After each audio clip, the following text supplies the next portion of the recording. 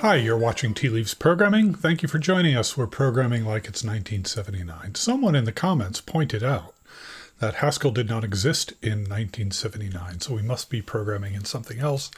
The truth is, I just like the rhythm of the phrase, and that's why I say it. We are doing homework 1 of CIS 194, also known as Haskell via Sokoban, and we're on exercise 3. So let's take a look. In exercise 3, we're actually going to start implementing Sokoban. We're just doing some prep work this week. I'm not going to read this out loud. Basically, we're doing 5 things. First, we're going to define some pictures that are going to make up our maze, and then we're going to create some functions that are going to actually draw the maze. And then the biggest task here is to implement a function, pictureOfMaze, that is going to recursively draw the entire maze. And we're given a maze here, a function that implements the maze.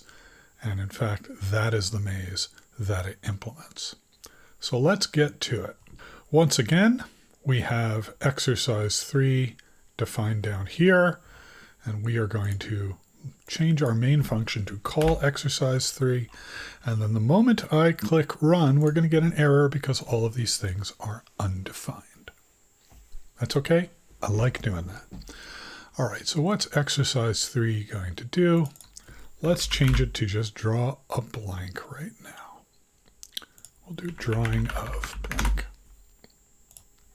Could get rid of it and then we could just click stop and then we'd have more space to actually write our code. But I feel comforted when I can see something on the right-hand side. So we need a wall, we need ground, we need storage, and we need box. These are pictures. Let's go to Code World and go to our pictures. What do we got? Polygon, solid polygon, curves, rectangles. Let's do solid rectangle with this width and height. I'm going to do this very, very boringly.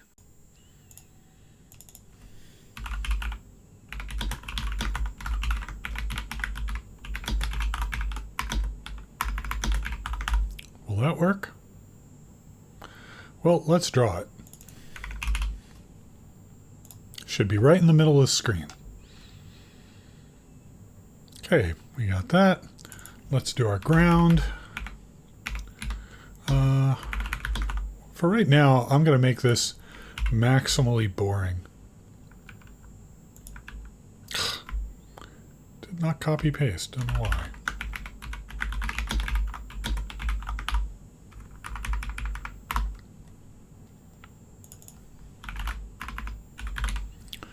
And yes, I do like to run these things. Okay. I'm going to make this the same. Hope gray, is it EY or AY? Now I want to know. Gray and gray. Oh, they're both defined. That's nice. And a box. Oh, let's make our boxes a triangle. How do I make a triangle in Code World? Okay, well, there's no defined polygon. A polygon with these points as vertices. Oh, well, this is worth talking about.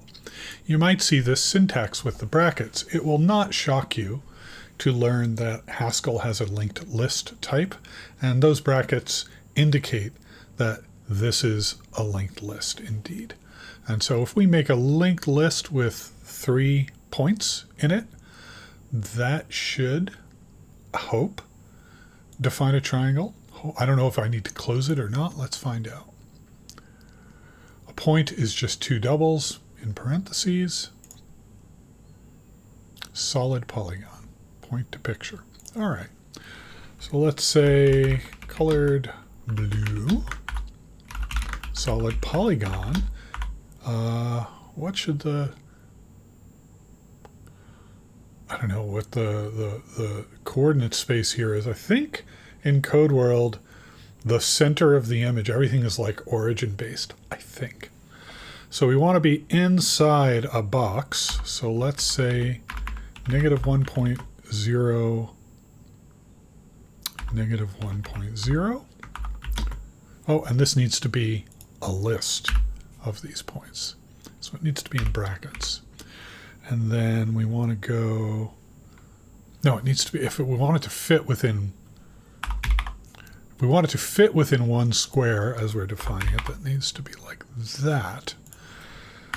And then we want positive 0.5, negative 0.5, and then we'll make it an equilateral triangle.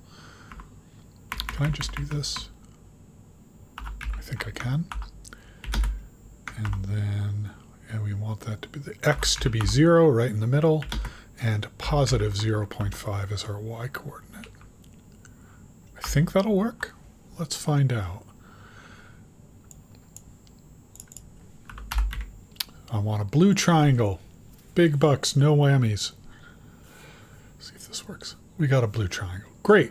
So we've now done the easy part of all this, and we've made a very boring, very ugly, some very boring and ugly decorations. Now we need to implement this drawTile, which takes a number and returns a picture.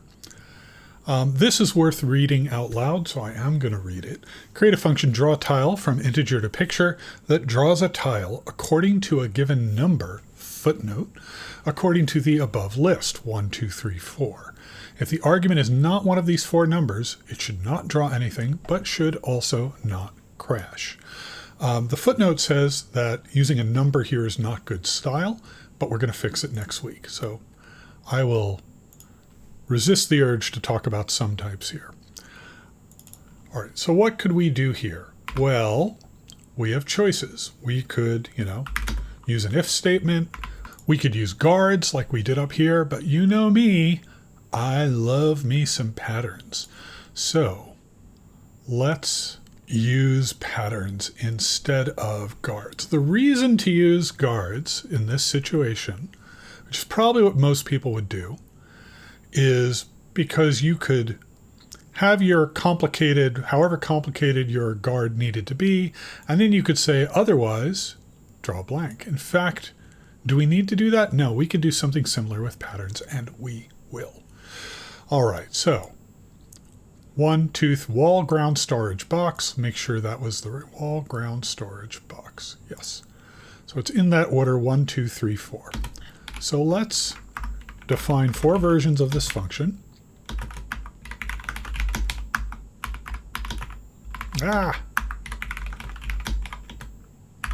Is it accurate to describe those as versions of the function? I mean, really, it's the same function, right? It's just using patterns. And then we do an undefined for whatever the argument is. All right, draw tile 1, that's going to be wall. Draw tile 2 is going to be ground. Draw tile 3 is going to be storage. Draw tile 4 is going to be box. And then, if it's anything else, it's blank. Now, one thing, if you do use patterns in this way, and this is, I think, a weakness of them, let me change exercise 3 to drawing of draw tile 3, which should be a gray square. Okay, we see a gray square.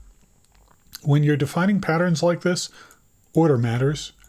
And so if I do that, and you can see we already get a warning in the IDE, which is nice. If you do that, we're drawing a blank square because this underscore binding means anything at all, and 3 is indeed anything at all. So let's put that back.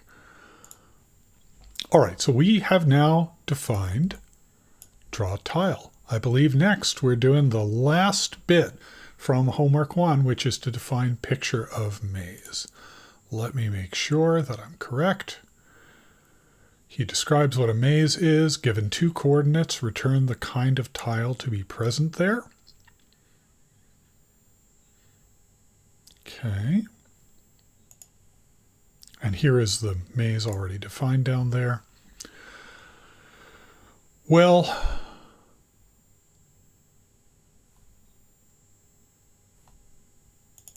what happens if we say that our picture of the maze is going to be a single image here? We're going to call maze, and I need something that's like within bounds. We'll say maze 2, 2.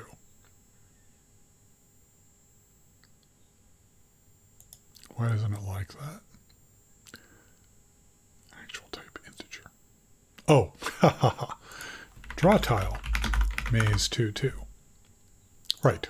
So maze 2, 2 takes two integers, returns a third integer. We then pass that integer into drawTile, which returns a picture, which gets returned from pictureOfMaze. So let's do drawing of pictureOfMaze. I don't know what is at coordinate 2, 2 because I don't feel like parsing that. And I have a typo. I keep wanting to hit Command S to save or Control S to save. All right, it turns out that was a piece of ground. All right, so we are told that we need to use recursion to solve this problem, aren't we? I believe we are.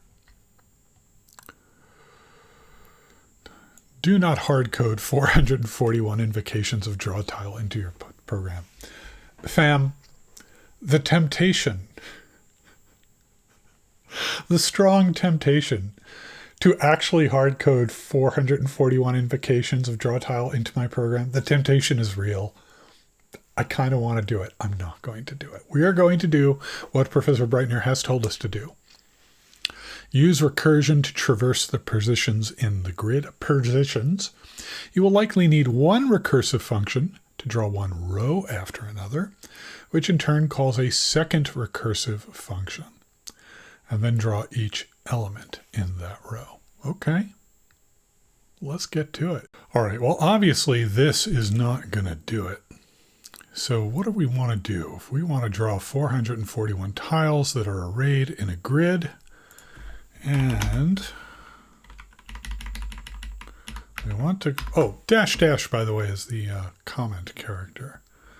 I want to draw from -10 to +11 inclusive.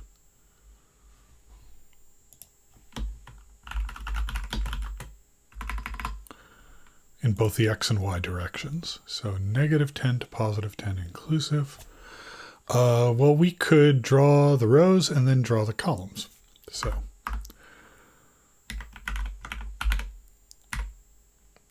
draw rows or draw row? Well, we'll call it drawRows for now.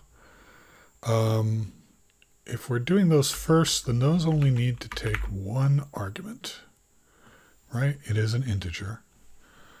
It's going to take an integer and it's going to return a picture, right? I think that's correct. And if these are the rows, it is a y coordinate. I know I promised not to use X or Y or short variable names, but we're dealing with coordinates here. I think we can accept that that is a y coordinate. drawRows equals undefined. Undefined. Why do I always want to type an R there? Okay. We're going to go from negatives is this way, positive is this way. I hadn't said that. Code world, the origin is in the center of the screen. Negative is to the, I'm reversed. Negative is to the left, positive is to the right. So we're going to start at -10, march, drawing rows. It's also true, negative is up, positive is down. These are y coordinates, not x coordinates. So we're going to start up here, march down till we get to 10. 10 is inclusive, so a row 11 is going to be the one where we stop. And we've already seen how to do that. Blank is going to be our use case. It's kind of the moral equivalent of 0 if you're doing a math recursion. We're getting a warning here because this pattern will eat this one. So we need to swap the order of those. Okay, so what do we draw? Well, we want to draw a bunch of pictures. We want to draw 441 pictures, right? So logically, we're compositing pictures. And if you recall, I'm searching for the word composite. No, how about compose? Composition. This @ this ampersand is what we're going to use to compose things. So I don't know what's going here. but it's going to look like that. And since this is recursive and we're going up, we know this is going to be somehow that, right? Because we want to call the next, we want to go back into drawRows. I have not spoken in detail about recursion. For those of you who are experienced at functional programming or programming in general, you've probably encountered the concept of recursion before. I'm not going to go into it here. I'm going to make a sidebar video just to talk about simple recursion. And that way, if you have never done any kind of functional programming before, or you're a very novice programmer, we'll have a sidebar video just on recursion. It'll be very simple. For right now, I'm going to take this as given. If you're watching this in the future, I'll try to remember to link to this video and you can click on it now, go watch the sidebar, come back. Okay, so that means, what are we doing here? Well, we don't know what column we're drawing, right? We know what row we're drawing, but we don't know what column. And we probably, if we're drawing a row, we want to draw all the columns in that row. So let's call a function, and it needs, what does it need? It needs an x coordinate for our column, and it needs the current column we're in, because that drawColumns is going to return a picture. And really, before typing that there, I should have defined, I should have declared its type. It's going to take two integers and return a picture, right? You know what? It's not. I'm going to be concrete and I'm going to violate Haskell style intentionally. This is one way that many Haskell people would write this function. I'm going to do this. We're drawing coordinates. I'm going to pass in, we're drawing at a specific coordinate. I'm going to pass it in like that. And maybe we will find a reason, probably we'll find a reason why this is bad style. But let's do it for now, and we can always refactor this later. Okay, so now what are we doing? Well, we've got our x and our y. I make heavy use of this using undefined to make the warnings go away so that I can think. Like drawRows, this is also going to be recursive, right? And so the same, we're going from -11 to 11. No, we actually need that there.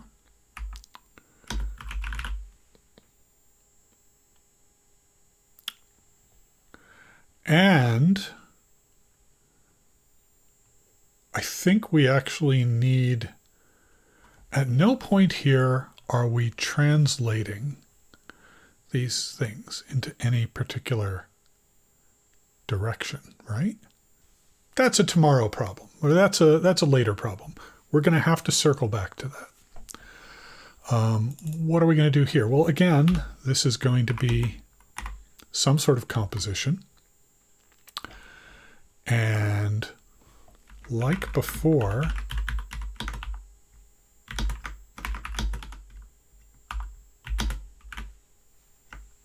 I believe that should work. Yes. Similar pattern to what we did in drawRows. And so what are we actually going to do here? Well, we need to do drawTile, right? And we need to do drawTile. drawTile takes an integer, and we're going to get that integer from Maze, right? Maze x, y. Is that correct?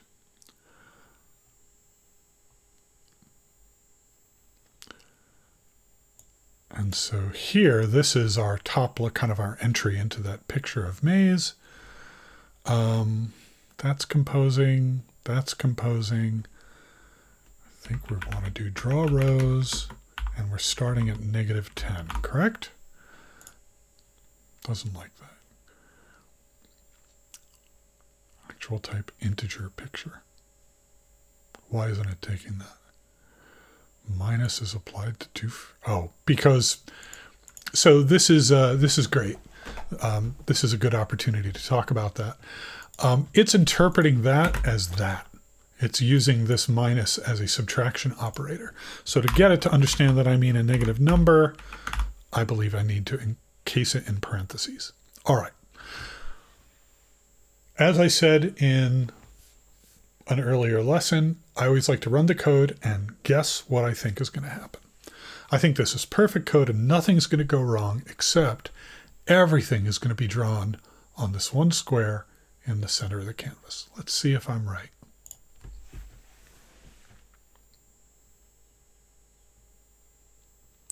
Hard to tell. And this is a consequence of these things all, the black rectangles occupying the whole space. So we can't actually tell. But I'm pretty sure that what is after, in fact, we can do this. If I make the wall blank, if this is anything else, then we know that that's what's happening. Yep. Okay. Get our wall back. Well, we might remember from our traffic light, we have this translated function in code world. A picture drawn, translated in these directions. And in this case, can we just use the coordinates to translate? If we can just do translated x, y, drawTile, just do that, right?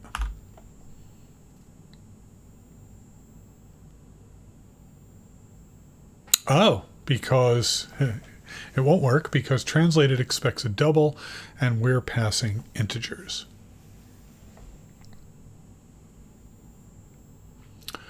Well, this is a good opportunity to use Haskell and ask, is there some function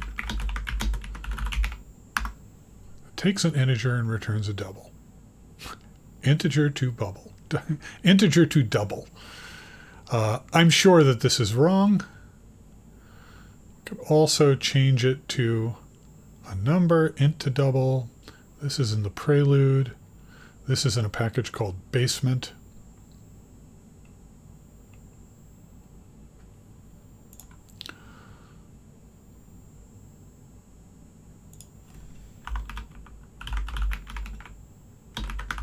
Let's just see what happens. Will that actually... Well, it type checks. Doesn't mean it's right. It looks right, but it feels so wrong. Have we done it? I don't think we have. There's a lot wrong with this code. But we know that we are going to circle back to this in future weeks. So maybe it's okay. The things that I think are wrong with this code, other than this, which I promise we're going to come back to in a future week. We know that we're returning a blank picture here, which means it's being composited somehow. Maybe it doesn't matter. If it's blank, it's transparent.